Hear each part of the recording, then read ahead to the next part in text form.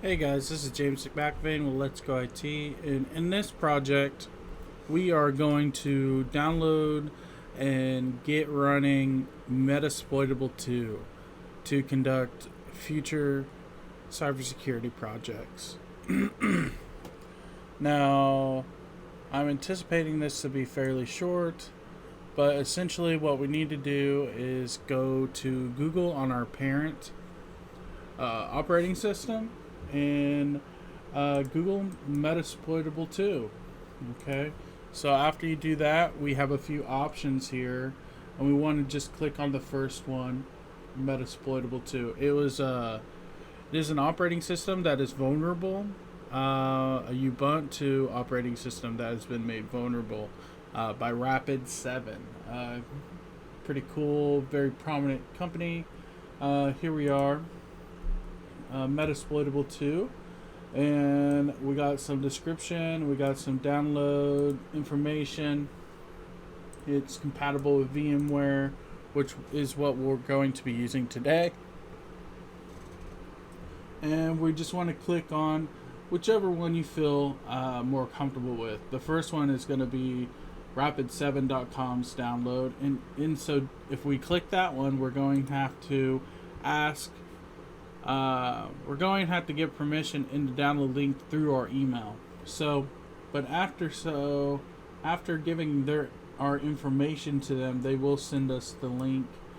They will send us the download to Metasploitable2, and we will have access to that for as long as we have that same file, that same Metasploitable2 download instance. So up here we do have some important information like this. The Metasploitable login is msfadmin. The password is also msfadmin. And we're going to be downloading something that I have referred to in the past projects. This is a pre-built operating system. We don't need to worry about configuring an install for this on our VMware. So after you've done that, after you've gotten your email and downloaded your file, we can go to our VMware Workstation Pro. This VMware Workstation Pro is where we're going to be spinning up this virtual machine or Metasploitable2 instance, and just like the other Kali Linux pre-built instance, we are going to have to use the .vmx file, and we can do that simply by clicking open a virtual machine and navigating to our downloads and then finding our Metasploitable Linux file, and we will simply go to our .vmx file. Now I've already done this previously, so if I do this again, it's not going to really do any good for me.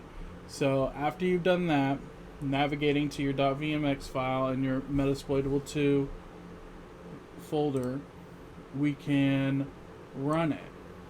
And after you get it spun up, it will look like this. We have there a couple of warnings, couple of contact information, and your login. And your login also reiterates that msfadmin and is your username and password there. So we can go ahead and log in, enter msfadmin.